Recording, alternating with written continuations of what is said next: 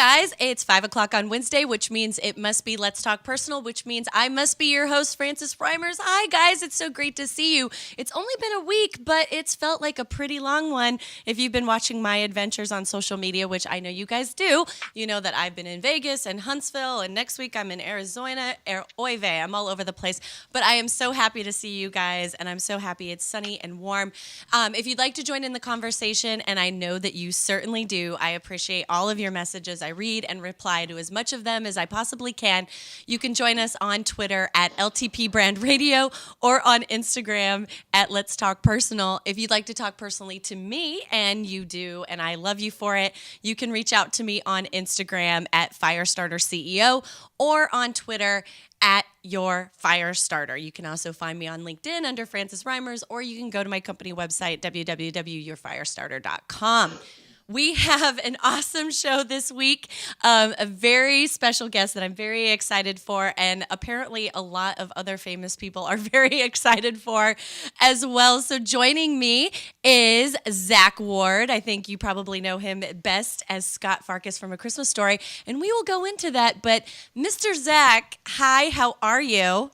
Hi, how are you? I'm wonderful. Thank you. And thank you for joining me.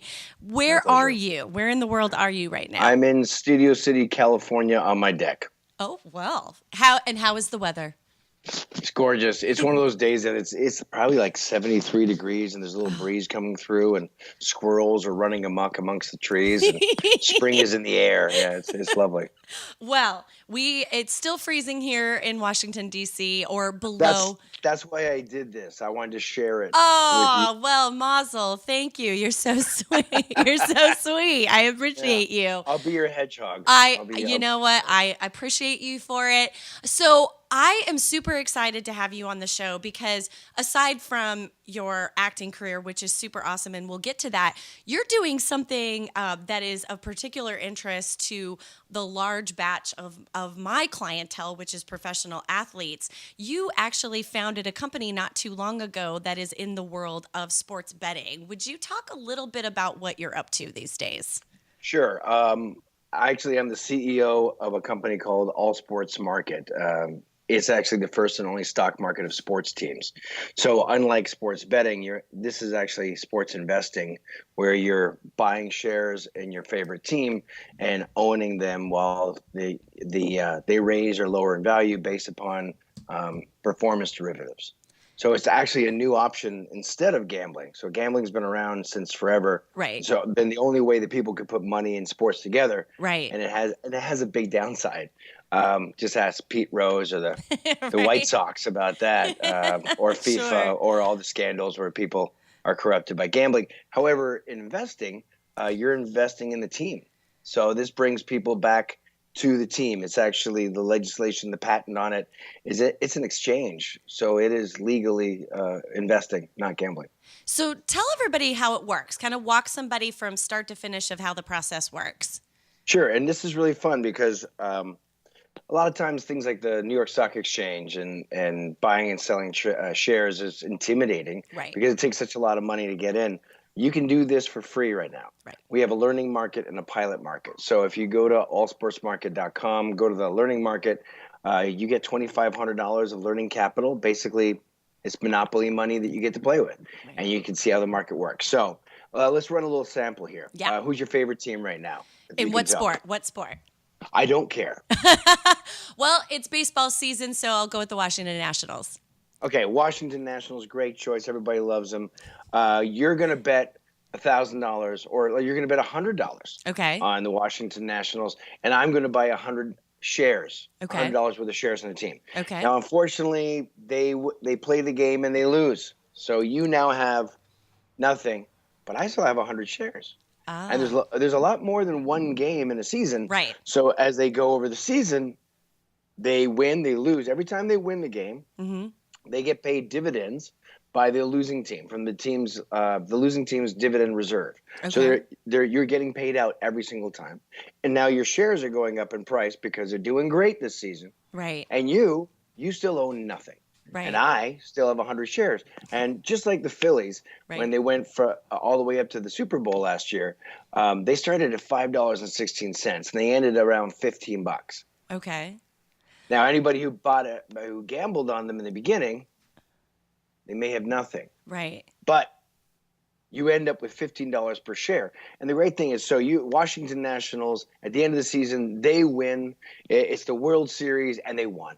Right. My shares have gone up 400-500%. I've been paid out dividend reserves all season. Right. Your bet still is nothing. Right. Now, what's even more interesting is we're off season. Right. So what's happening during the off season? Well, spring training comes around again. We're seeing who's coming up to bat, who the draft picks are going to be, right. Who the new coaches are, there's going to be a brand new stadium, or actually right. one of the star athletes who makes $40 million a year is reaching out to some poor kid who got bullied at school and is inviting him to hang out at home plate. Now everybody's talking about what a wonderful guy he is, and he's dating J-Lo. So now more and more market interest is being created for the right. Washington Nationals. Right. And everybody's like, oh, I'm interested in that team. Right. I think I'm going to buy some of those shares. Right. And they do. So my shares, again, go up in value. Right. And you have nothing. Now, it's more exciting because it goes Wait, forever. There's more. Wait, there's more. So the team could leave Washington. They could right. travel to Timbuktu right. and call themselves the fancy boys. My shares still travel with that team. Right. In perpetuity forever and ever until the universe explodes. Right. Whereas, and you still have nothing because right. you bet on the team. Right. And I have all of this because I invested in the team. Right. And so walk me through a little bit of, can you play with real money? Is it cryptocurrency? How does that all work? Yeah, we don't deal with cryptocurrency.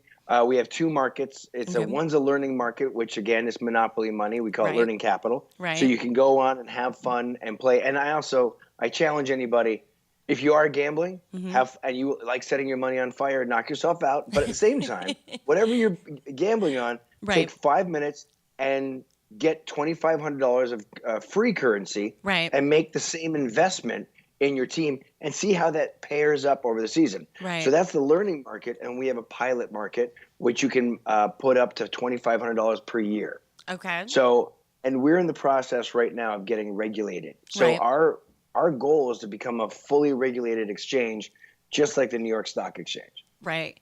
And so you mentioned a few minutes ago briefly, if a player, for example, if Bryce Harper does something positive or negative in the news, it's helping drive, just like on the stock market, if a company has good news or bad news, it definitely raises or lowers their value on the stock market.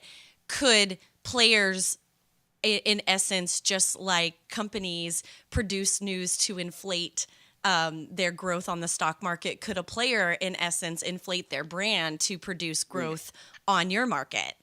Well, here's the thing is you don't get to buy into the players. You have to buy into the whole team. Right. Yeah. And that's the other thing. That's the reason why this was done specifically is, there's too much ability to manipulate the game and the outcome when you're putting money into one player. Right. That's dangerous. Right. Now, for you to manipulate the team, I'm not sure what the mean average of everybody on the Washington Nationals is paid, but I bet it's $50 million for this at least, if not more. So you'd have to spend a lot. Okay, let's say the Dodgers, then, right? Yeah. So you're talking a lot of money to buy out an entire team, right? And actually to be able to manipulate it, right? And that's the benefit. Is it creates a level of transparency, security, and it gets rid of the motivation for corruption. Right. So, talk a little bit about how on earth did you come up with this idea? How did it develop, and where do you hope to see it evolve into? Well, I have to give credit where credit is due. I did not come up with the concept. The two gentlemen behind it are friends of mine, Chris Robley and Ace Underhill. And yes, Ace Underhill is his real name. I was just going to say, that's a pretty cool name. It's an awesome name. He sounds like he's in Top Gun and a Hobbit at the same time. He looks like he's a guy that does this a lot. I have to tell him that. He's actually the guy who, when he graduated high school, had already finished 2 years of college. Good for him. He's one of, if you ever see the show Silicon Valley, yeah, he's one of those guys. He's a big software engineer. So him and Chris came up with this concept about 17 years ago. Okay. And they actually fully developed it, and they had it running. And in 2008, it was going to be spread across 3,000 brokerages across the United States. And then, if you may remember, there was this massive turd of an economic relapse. Yes. And everybody stuck their hands deep in their pockets and left them there for about 4 years. Right. So, yeah. So the whole company started pivoting and then relaunching on a portable platform and going through the process of developing all the patents, Right. making sure that they worked with regulators Right. at the SEC and Right. the CFTC. Right. Actually, Sharon Brown, who is one of the heads of it's either the CFTC or the SEC. She's one of the she helped design our patents and ensure that we were working inside the regulations. So that's Right. that's kind of a big deal. If you're throwing around names like she's kind of a big deal. She's kind of a big deal. Yeah. It's kind of you people who invented money. That's whatever. And so what we're doing now, like the guys brought me on. I started working with them 4 years ago. Okay. To be the face of something called SIPA, which is a Sports Integrity Protection Amendment. And that was a constitutional amendment for the state of California. And it did not get enough votes to go through because it's a very expensive process. But Right. our real goal on that was transparency. Right. And to help legislation here understand from sports. So that I started with them about 4 years working on that in the messaging, and then last year they asked me to come on board as the CEO of the West Coast Division, Global Sports Financial Exchange, and that's going to be our official platform, the West Coast Wall Street of sports. And what has it been like? What has the process been like? You know, you're dealing with SEC and regulatory issues from the financial side of this business. The other side of this business is working with licensures with all of the major sports teams. What has that process been like? Right. We met with a bunch of leagues about 10 years ago, and they loved the concept, and they wanted us to come back when there was more development. Right. And I compare this. Do you ever watch the show Shark Tank? Yeah. Okay. So when they show up, and you let me know if the background noise is too loud because there's someone mowing a lawn next door. That's okay. It feels like spring, though, doesn't it? Yes. Yeah. Yeah. So on Shark Tank, when they show up and they've got the widget that they're trying to sell, Right. the sharks ask, do you have all the patents on the widget? Right. Have you done the market research on the widget? Have you Right. been able to scale it up and generate it from small to large? Right. What's your client acquisition? You have to show that your model works Right. before they're actually going to put any money into it. Right. You can't just have a concept. Right. So I look at it in this process. We met with leagues. They love the concept. They didn't really understand it, which is fine because Right. it takes a little wrapping your brain around. Right. But that's 10 years ago. Right. And the one thing that hasn't changed is people like money. Yeah. Yeah. I've heard that. Yeah. It's Sometimes. crazy. And especially for doing nothing. Right. So, Yes. for example, Adam Silver, the NBA commissioner, is talking about legalizing sports betting Yeah. for a 1% integrity fee. Yeah. I'm sorry, that is the worst branding of any sellout I've ever heard. The 1% integrity fee. I mean, come on. You got to find that funny. It's a little humorous. It's just pathetic. Let's go. It's like the 1% prostitution fee. It's the same thing. I don't know. And the point is, no matter what you try to make it look like, Right. You're basically handing money to bookies, and you're still keeping gambling in the game. And everybody Right. says, "Oh, well, that's what we've always done." I'm like, "Yeah, I understand that. Right. That's what people have always done." But we just sent a rocket to Mars with a car on the nose of it Right. because it's cool. Right. I'm not going to sit back and say, what we did before when we burned people to stake. Let's stick with that. Let's stick with something's been around for 20,000 years because reasons. Right. That's what dumb people do. That's what dumb people do. Right. Sorry. Right. And we have an alternative to actually increase the transparency and security of the game, make sure that it's safer for the players, make sure Right. it's safer for the fans to be involved in it. Right. So that's our process with them going through the leagues. Our whole expectation with them is look, we have to do the regulation no matter what. That's Right. for us. Absolutely. And we want to be those people. Right. And then we turn around and just so in case any of them are watching this, you understand where your money is coming up. Again, is the background too loud? No, you're fine. Okay. So when the company does an IPO, right. So we've got for the last 4 years, we've been running the learning in the pilot market. We started at $100 million market cap. Okay. In January, we hit 2.7 billion. That's great. We have 7,000 sports traders in 90 countries right now. Right. We've proven that this is sticky, that people enjoy doing this, that they succeed doing this, that they make money. Yeah. It's not a zero-sum game. Right. The shares go up in value. You increase your position based on people performing properly and doing their job. Right. So when those teams IPO, 90% of that IPO goes to the league. Right. So for doing nothing, hundreds of thousands of people will be buying the shares. Right. And every time they buy $1 share, the team gets 90 cents. Yeah. And then they get a portion of that share every time it's traded, bought, sold, in perpetuity, until the universe explodes. We're doing nothing. Right. We're doing nothing besides being awesome. I mean, so I like those odds. I think it's pretty good. Do you ever, I mean, this is probably a ways off, but, you know, I went on the site and was playing around with it the other day, and I just happened to be in Las Vegas when doing this. And, you know, I'm sitting there in Vegas at Caesars with my laptop in the sports book because where do all degenerate gamblers go? They go to the sports book. And I was kind of thinking to myself, I'm like, okay, this is on my computer, but would there ever be a day if I could sit in a sports book in Vegas and do this same thing up on the big screens during like a major sporting event like the Super Bowl or the NBA Finals or any of those sorts of things? Is that part of the evolution, or is that something that you guys want to go to? We're working on having a ticker. Yeah, we're working on having a ticker. So it could be actually, regardless of a sports book, it could be while the game is being played. Right. It could be running across the bottom. Right. You know, right now, baseball is losing so much money on viewership that last year, I'm sure you've seen this. So the guy walks up to bat, he's tapping the bat on the mound, on his shoes, you know, and then the screen pushes him to the side. The other side of the screen is the Energizer Bunny. Yeah. For 6 seconds, because they desperately need that commercial viability. Yes. For backing them to sell the rights. That's sad. It is. And they've proven that that's because of daily fantasy sports. Right. Right. That happens because no one gives a crap about the team anymore. They only care about their fantasy team, which is an Excel spreadsheet.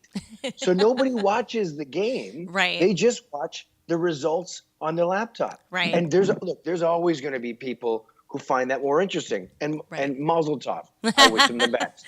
Right? Yes. On the flip side, you know, baseball's been around for 147 years. Yeah. It's a legacy. It's an American tradition. Yeah. It's fantastic athleticism. There's something about being involved in a team that matters. Mm-hmm. That's how we come together as a society to build something bigger and better than ourselves. Right. And maybe I sound quixotic speaking like that, but screw it. My goal is not to do what's simple. Right. I want to shoot that rocket to Mars with my car strapped to the end. Right. And I think we can help the teams take precedence again by getting fans involved. And that's the other thing. When you start talking about children, do you want to take a child to a sports book? Because that's a crap concept. Right. No. If you're 21 years old and you have money to set on fire, do whatever you want. But don't do that to a child. Right. But you want to show a child how to invest in their team? Right. Because that's the thing is financial literacy. Right. If you take a 10-year-old and you talk to them about market fluctuations and the Dow, they're going to go to sleep. Right. But if you say, who's your favorite team, bud? Right. Is it the Washington Nationals? Okay, let's get you 100 shares in the Washington Nationals on the learning market. Right. And let's watch what happens over the season as it goes up and down. Let me explain these things to you. Right. Now the kid is using knowledge that they already have that they enjoy. I mean, this is how a lot of people were taught how to understand math through statistics from baseball. Right. I hear that all the time. So now you could turn somebody into an investor as a child through osmosis with something they already love. So you're educating them without them knowing they're getting educated. Right. And then what kind of decisions are they going to make in their lives? Right.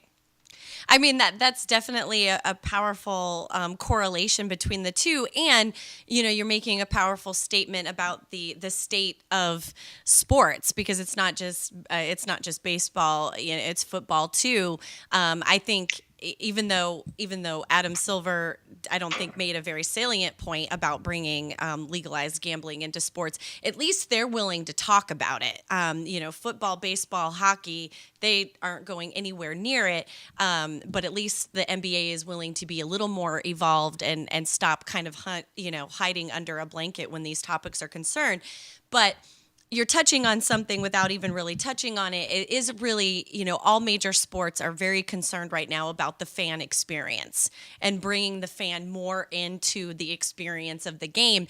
And I think this, in a way, is a reinvention of the fan experience. If they can go to a game or sit on their couch and watch a game, and they're not just time invested in this experience, but they are money invested, whether it's real or Monopoly, money invested in this experience and in this team. I think there really is a very much a fan experience, and I think there's an opportunity with this platform that allows for a social experience as well. Right. People talking about the shares that they have, just the way that people talk about their wins and losses on the stock market. They can talk about their wins and losses here. And it's kind of like, I'm sure you know how the Green Bay Packers financed their team. Yes. I think it was the 70s when they sold shares. Shares, yeah. The shares have no real value, right, but they are a sign of your commitment to the team. Yes. And what if that hasn't just happened with the Green Bay Packers? It actually happened in Italy. Right. That's how they raise money for different teams. And the loyalty and you're right, the sense of investment that the fans have with the team is exponentially larger, right, than it is when they're just, that sports team. That's what the rich guys do when they get right, bored. Right. Frickin' Cuban. It feels like you're connected to it. Right. And yeah, this, you get to experience it with the number one team in your life, your family. Right. With your wife, your husband, your kid. Right. You're not going down the alley or to the sports book because you've got this addiction going on. I mean, that's the other thing too, is like, look, I'm not going to harsh on gambling that much. Right. But let's just call it what it is. Right. If your son or daughter came home and they said, "Hey, Mom, Dad, right, I'm madly in love and I'm getting married," what do? Oh, they're a professional gambler. Right. You would crap your pants. Yes. Now, on the flip side, if they said, "I'm getting married," what do? Oh, they're a stockbroker. You go, "Oh." So where do they go to school? What firm are they working with? Right. That's an allegory. Yes. But it's real. It is. You feel it. You feel it right there. What do you do for a living? Oh, professional gambler. Oh, okay, I gotta go. I don't want you around my children or in my house when I'm not there. Right. Keep your eyes on him. Keep your eyes on him. Watch the VCR. The VCR. I'm dating myself. I'm almost 100. But yeah, so the difference is. Yes. Yeah, worst reference ever. I should have said a Zune. No, I mean we're of the same age, so the VCR, like, I feel you on that one. So yeah. And when you're in Christmas Story, you don't get to really lie about your age. No, everybody knows how old you are. Yeah. Like it's pretty much they do out the there. math. It's horrible. Wait a second. So you were like 13. It was 1983. Oh, damn, you old. You old. No, back to your thing about the Green Bay Packers and the fact that they, sold shares. I know people that actually have on their LinkedIn profile that they're a share owner of the Green Bay Packers. I'm like, wow, like you actually have on your LinkedIn account that you are. I mean, but it is that kind of that pride in ownership and that fan experience, and that is real. That is, it's silly, but it's real. And it actually gets even better because you're actually putting money in those teams. Yeah. In our situation, you're putting money in those teams. We're actually working with a league called the 3HL in Canada. And there's a 3H. Have you heard of them? No. Okay, so it's a 3-man on 3-man hockey. Ah, well, that would make sense. And the whole game takes 15 minutes. I think it's 3 5-minute periods. And so it's fast, it's aggressive, it's exciting. It's like, I'm originally from Toronto, so they're just balls out hockey. Really cool. And the league has actually been in existence in the southern United States. Very successful. Now there's 12 teams in Ontario, Canada, and we are working with the owners of the leagues because once we get regulated, we're not only working with the SEC in the United States, but also the OSC, Ontario Securities Commission in Toronto. Okay. Well, that actually finances the new leagues. So when they IPO, that's real money for them. Right. And that helps sponsor athletes. Right. Like, look, eventually I would love to get into this being part of the college football and college sports. As you saw what happened with the FBI and all the skullduggery and corruption that was going on with high school coaches manipulating their students to go to specifically backed universities. Right. I mean, come on, man. Those are children. They're under the age of 18. They should be treated as – I understand they're athletes. Yeah. But there should be some level of decorum where we're not whoring them out, not yet. Right. And if we could help finance that. Right. Good luck fighting the NCAA on that one. It's going to be a tough one. I think they'd actually enjoy it. So does your platform cover, there's the major sports, but is your platform also covering things like the G League in basketball or the 3-on-3 league in basketball or AFL or minor league football, any of these new feeder leagues that are there plans to expand to that? There are absolutely plans to. Okay. I mean, right now, it's just like we talked about with Shark Tank is you have to show the most appeal to the widest audience: baseball, football, basketball, hockey. Right. That's that's everywhere. Right. And so everybody knows those sports, not only here in the United States, but around the world. People want to invest in American sports. Right. But absolutely, once we're regulated, then adding on the other leagues it's an algorithm. And what about esports? That's the biggest thing that everybody is talking about these days is esports and how that is kind of taking over every facet of sports. Is that going to come online? And how would you guys even be able to track? I don't know. I mean, that's a ways down the road. Okay. And there's a lot of research that has to go in to make sure that works. Right. Again, like I said, everything has to be team-based. Right. So it can't be manipulated. Right. That's really the big sales point is you're not buying off the ref and you're not buying off the guy to take a dive at the end of the third inning. Right. So I don't know. And I could see the challenge for esports for you guys is there are teams, but there's individual players within the teams and they're individually playing a game. They're not individual players like on a basketball team playing within the same game. They are individual players playing through a game themselves, even though they are part of a larger collective. It's a different.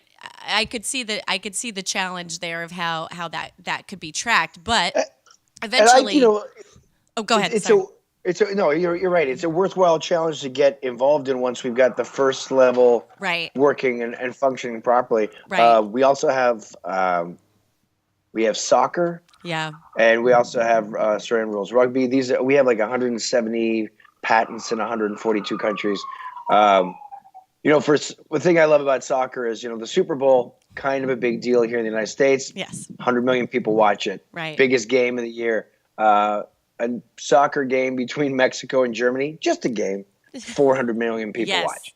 Oh, yes. Not the World Cup. 400 million people watch it. Yes. And that's the other thing I love about this platform that I'm so excited about. It democratizes investment. Right. It allows somebody to take what they already know and love. Right. And be able to make a decision with it and start off for free. Right. So it's not like trying to get someone to understand the stock market, the New York Stock Exchange, what all the little whirly bidget numbers mean and what all the little graphs mean. Because that can be intimidating. And let's be honest, stockbrokers and lawyers and doctors, they have a jargon that they use that helps keep people feeling dumb and helps them get paid. That's what they do. And I understand it. But this, you already know all the language. Right. Right. Everybody in the world who's a sports fan, there are more sports fans in the world than there are men and women. Right. That's a fact. That's It's bigger than the gender break. I see what you're good. Yeah, So remind people really quick before we turn to a different topic. Remind sure. people really quick where they can jump online with this. Allsportsmarket.com. And do you have social media handles too, or just the website for now? Right. We have social media handles. Go to Total, Total, Zack Ward for Twitter and Instagram. And then Perfect. the rest of the allsportsmarket.com social media handles are on the website. Perfect. Well, obviously, people would throw daggers at me if I didn't turn attention to what you did long before you got involved in your current company. So the question I've been dying to ask you for the longest time is, a role like Scott Farkas on A Christmas Story is pretty defining. And what has that been like for you all of these years since playing that role? It's a lot of fun. I mean, it was upsetting when it first came out for me. When I first saw Right. dailies of A Christmas Story, I was sitting with my mom and Bob Clark, the director, in a theater, and I was watching myself. I think I was getting the crap beat out of me. Um, no, I think it was a cry, cry, baby, cry. Yes, yes. And Bob was watching. He's like, "Oh, great stuff, Zach, great stuff." And he gets up and he leaves. And remember, I'm like 13 years old, and I had only done commercials before. I'd never seen myself up on a big screen. Right. And my mom's just like, "Oh, that was great." And she looks at me, and I've got tears in my eyes. Oh. And she's like, "Yeah, exactly." She's like, "Sweetheart, what's wrong?" I'm like, "But I'm so ugly." Yeah, yeah. I mean, come on. Number one, I'm 13 years old, which that means your entire nose tries to eat your face. Yes. And it gets like this huge thing. Your chin is still back by your throat. You're just every worst part of you being a gangly child is Yes. trying to turn into a man. And then you've got braces on, which were my braces. And then you're being shot by on 35 millimeter to look like a dick. So, it was a little intimidating. But it's just become the joy of my life. I get to meet so many people who take such pleasure in telling me that they watched me get my ass beat. It's and little children. It's really neat. I meet grandfathers Yes. and their sons and daughters, and then their great great grandkids, and they all watch the movie together, and it's pretty magical. I mean, it's insane to me that, I remember when this movie came out. I remember, I was old enough to remember when it was out and the very first time I saw it, and how it's just evolved into this complete and utter cult classic Yeah. that has taken on a life of its own. And I mean, literally on TNT every Christmas, I think from the day after Thanksgiving till Christmas, Yeah. it's on repeat. That's how Yeah. much. What was it like on the set? What was that experience like shooting the movie? It was a lot of fun. Bob Clark was a wonderful man, and very sweet, very fatherly, Right. very kind. He also made sure that Yano and I, who played Grover Dill, Right. Yano and I stuck together, and then Right. the other kids stuck together. So there was this not an animosity, Right, but right. there was a sense of two different kind of teams. Right. And I was bigger than everybody else on the set. Yeah. So there, not that I was a dick about it, but I did smack Peter in the back of the head a few times for acting out of sorts. But it was like being at summer camp, but in the winter and really really cold and having cameras. It was a lot of fun. And did you guys shoot that on location in Indiana, or where were you? No, we were in Cleveland, Ohio. So Yeah. if you see the open film where there's Higbee's Yep. and the big street and the house, and behind the house with the old the factories in the Yep. background. Yep. That's all Cleveland, Ohio, and then Mhm. also Toronto, Ontario was all the interiors for the house for the stage. Okay. And then St. Catharines, Ontario was the outside of the school Right. where he got his tongue to the pole. Yes. And I mean, that was your first experience on a major set. And what were how did your life change after that movie came out? Nobody cared.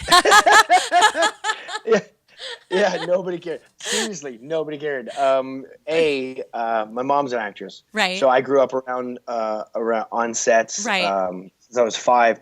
So it wasn't the starstruck red carpet experience that other people would have when they're, Right. oh my gosh, I'm famous. Right. I didn't know or care. Right. And then second, I was in Canada. Right. And third, when the movie came out, nobody saw it. Right. Because it didn't do well in theaters. Right. I took a girl on one of my first dates ever to see that movie. Yeah. And a very pretty French girl. Oh my God, she was so hot. I mean, I can say that because I was age appropriate back then. But she was a French girl, and she had short hair, which was crazy. It was like 1984, and it was very, very the Bangles. Yeah. I was going to say Courtney Cox in the Bruce Springsteen video. There you go. Yeah. Thank you. Yeah. And she was very pretty, and she had the French accent. Yes, it'd be like this. Oh, how do you say? So I take her. And her name was Mimi. I mean, of come course on. It was. Of course it was. Did she have a bike with a baguette in the basket in the front? Did she have a choice? I mean, she has to. She has to have a scarf and a dog. Yeah. Yeah, you know what? You're right. It is my poodle. It is a poodle. Sure. Like, what? So we go to see the movie. We were watching the movie, and I've seen it once before, I think, at this point. And I'm so nervous because I'm on a date with a girl. She's pretty. And you're a nerdy teenager. Of course, you're awkward. I'm trying to maybe put my arm on a shoulder or hold a hand, Sweat is just running off of me in all the most inappropriate places. And I think I was able to boop. I was able to put a finger on her hand and then she moved her way. Yeah, and we walk outside. I was like, did you like the movie? And she looks at me, she goes, no, I don't like this one so much. Bye-bye. Leaves. Then she just rolled out? She left right in the subway. Literally, camera pulls back because I'm left alone. Just in All by myself starts playing as the musical bed underneath you. I turn around. It starts to rain. Yeah. And so, I mean, a question I always have, and we were actually talking about this off camera before the show started. When you have a role like that at the beginning of your career, do you have to fight against typecasting for a while, or was it because the movie wasn't such a smash hit to start, you were able to move on to other roles without any issue? Yeah, it didn't really come into play affecting the way people perceived me as an actor, gosh, for 10 years. I mean, it wasn't until the 20th anniversary. Okay. When it really became a thing. Yeah. Before then, it was more cult. Like you said cult before. Now, I don't think it's a cult hit anymore. I think it's just America's Christmas film. Yes. But at one point it was. And it was like that thing like, hey, have you ever heard of a Christmas story? Yeah. And now it's like, Farkas, it's very different. I have gotten roles, I've done projects, and people are actually excited to work with Scott Farkas. Yeah. And I was doing I was auditioning for a show called Dollhouse. This is 2010, and you know who Joss Whedon is? Yep. Okay, so it's his brother Jed Whedon and his wife. I can't remember her first name, Mariana. And they're sitting in the room, and I'm doing the scene, and then the guy he says that's great, that's good, but do it more like more like a sort of a likable asshole, just be you. I'm like, what? Oh, okay, all right, screw you guys. He's like, exactly, that's what we want. So it's kind of become, I think that's my bread and butter, is being the likable asshole. Yeah. The likable jerk. Hopefully I haven't offended your audience. No, don't worry. And maybe it's a redhead thing. Maybe, the slanty eyes and the red hair and and the hard jaw, and it looks like I'm gonna kick your dog or maybe tickle you. I don't know. Well, Weird. I had to ask because I do have several gingers in my life, friends and whatnot that are gingers, ginger Oh, love, whatnot. and Okay. but some people hate on gingers. Like I don't know, they have like some bias against gingers. Is being a ginger in Hollywood hard? Yeah, because you can't really go outside in direct sunlight. You burst into flame. It's very painful. Um, You well, have to no, wear but 75 yeah, SPF at all times. it's called an umbrella in each hand. But here's the thing: is like redheads are the smallest minority in the world. Mm-hmm. The genetic markers that make up green eyes and red hair and pale Yep. skin, less than 1% of the world population looks like this. Right. So, it's difficult to put redheads in projects. It's hard to put more than one of them in there. Right. Because people automatically think that they're related, which is racist if you said it about any other color or religion. Right. Hey, there's two black people in there. They must be Right. related. Yeah, Right. all black people, they're related. But that's racist. But if you Right. do it with redheads, it happens. And I've dated redheads. And it's very weird when you're on the dance floor dancing the forbidden dance with a beautiful red-haired woman, and you feel the weird tingling sensation on the Right. back of your neck, and you notice everybody else has stopped and is Right. staring at you like you're trying to have sex with your sister because they assume that you're related. So It's true. It's it true. is. I mean, unless you're in the Lord of the Rings, like more than one Right. ginger cannot be in the room at the same time. It's not allowed. Yeah. There was actually a movie I did with Rob Lowe, called a movie of the week called Atomic Train. Yeah. Back when movies of the week were a thing. Yeah. And my character dies. I fall off a train, and I get crushed by a train. Go. Okay, I'm dead. Right. Later on in the movie, someone flies a helicopter in to save the heroes, and they get in the helicopter. Right. When they were testing the movie, everybody in the audience is like, "Hey, it's the guy who died on the train," because the helicopter pilot had red hair. It's funny, but they had to spend $40,000 in rotoscoping the color of this guy's hair because every audience member was like, "Hey, he came back from the dead. Good for the red hair guy. That's pretty awesome." Oh No. my God. Yeah, That just, 40 grand first of makes all, no one. that just puts an exclamation point on how stupid people are. Like that pretty much cements it for me right there. They They're had all the to same. $40,000 in color correction just to fix a dude's hair. Yeah. That's Because, ridiculous. hey, it's the same guy. He came back. Okay.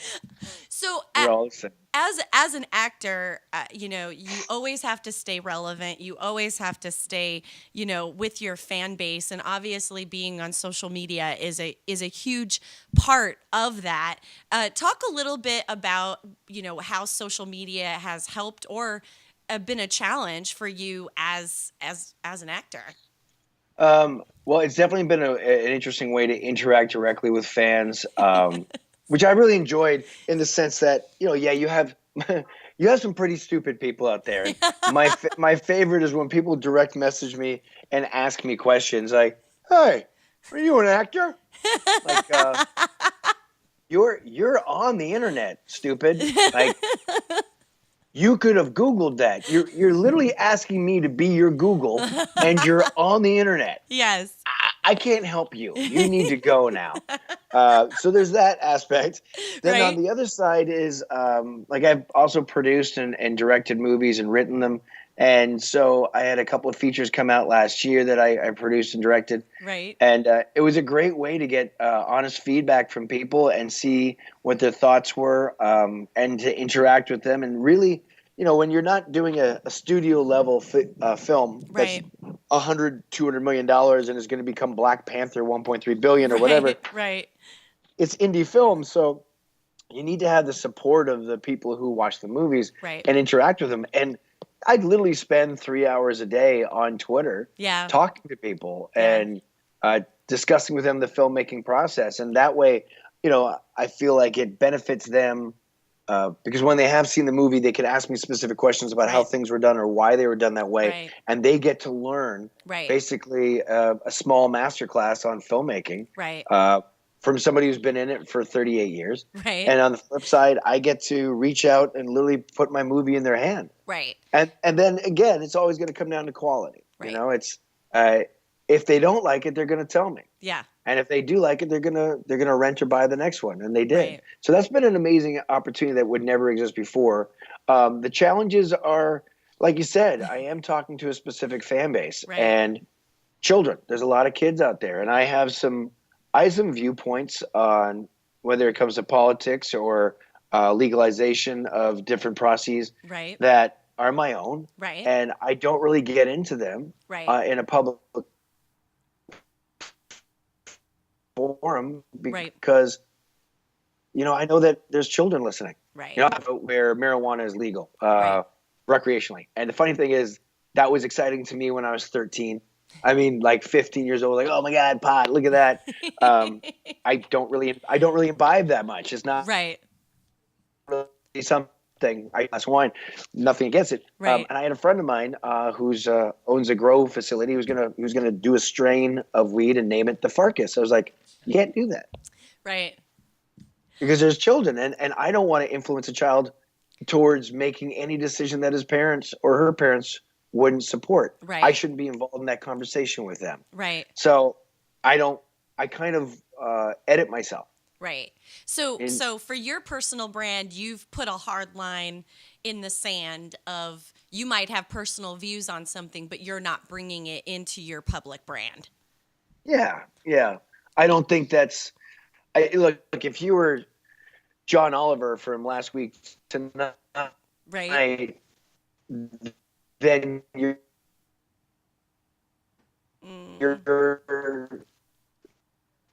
whole brand is politics and really being an outlier when it comes to hitting things head on. Right. I have to hate every Christmas. Right. I'm not there to kick you in the dick. I'm Right. there to help you, for you to enjoy watching me get beat up. Right. Does that make sense? Yes. Yeah, absolutely.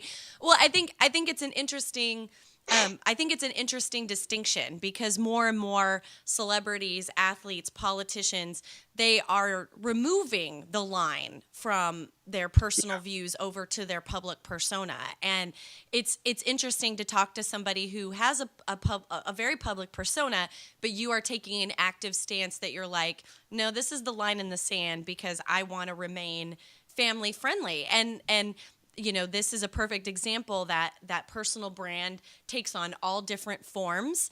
And, I've had guests on the show who their personal brand is talking about anything and everything under the sun. And they really don't care who's on the other side of the message. They have their viewpoint and they're going to put it out there. And so it's interesting to hear a perspective from somebody who's like, hey, there might be kids watching me. And so I'm only sticking to these topics here.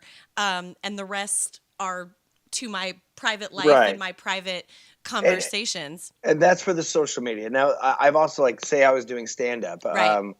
Then my stand-up, it can be about my life and my viewpoints and my experiences. And you're old enough to get into the room. Right. You paid to come in to see me. Right. So now you get to suffer my opinions. That's that environment. Right. If I'm doing a class on filmmaking and at a university or a seminar, I will be open about everything I feel. Right. Because I know who's in the room. Right. And they've made the decision to show up there and they're aware of it. Right. But when it's on Twitter and Facebook, there are so many other things that for me to talk about that are not necessarily a challenge to other people's way of lives. There's lots of wonderful things that are going on that need focus and concern that don't have to be a conflict with everybody. I don't have to polarize my environment to be a human being. Right. And I mean, if your brand is being universally friendly, you want to keep it inviting. You don't want to turn people away, and you don't want people to think that they can't be part of your conversation or being a part of your experience. You've mentioned Twitter a couple of times. Is that your favorite platform of all of the social media platforms out there? It's the most interactive. Right. I mean, Facebook, I've got 2 Facebook accounts. One is verified. The other one was my original personal. It's got me holding my nephew, my Right. baby nephew in my hands. Right. Um, and sometimes, the whole things that have been going on with Facebook. I do find it a little overwhelming sometimes, all the social media, because I'm also a writer. That's one of my Right. jobs in life. Right. That's how I pay for this massive mansion that I'm in. So when you spend that much time on a computer, at a certain point, your eyes go a little sideways. Yes. Tell me So, about but it. I do find, Twitter on my phone. I do have some people contact me and who are asking some interesting things. And then, yeah, I mean, Twitter, Facebook, Instagram, It's it's all the same thing to me. Yeah. I mean, people ask me all the time what platform I prefer best. Like my preferred platform is Instagram. And the reason I prefer Instagram is one, the human attention span is getting shorter and shorter and shorter. And Instagram allows you to tell your narrative in pictures and very short All right. verbiage, which is, sadly, we as a culture, we're slowly streaming down to the lowest common denominator. So I'm a big fan of Instagram. That's where I spend the bulk of my time. But Twitter is, I think Twitter is the easiest thing for if you're a personality or if you're a business or a news organization. It's the easiest where all of those converge and you can be seen and have that share of ideas. I've been off of, I'm on Facebook, but I've been kind of non-excited about it for a good long while, even before their data issues began. And unfortunately, I think it's going to continue to see a dive. So I think people who are, relying on Facebook to reach their masses, they might want to start migrating their action over to something else. But I had go ahead. oh, sorry, go ahead. No, go ahead. I had a really creepy experience with Facebook. Oh, really? Do tell. Yeah, it's a good one. So I was driving back from Sacramento, Okay. and I was with this guy who's a big barbecue guy, and he Okay. bought this. I can't remember the name of it, but it's a custom barbecue smoking machine Okay. that runs on wood pellets, gets heated up by super plasma, Okay. and then smokes the crap out of the meat, and it's delicious. And he's describing it to me in detail. It's very interesting. I Right. was like, oh, that's cool. And then I got home Right.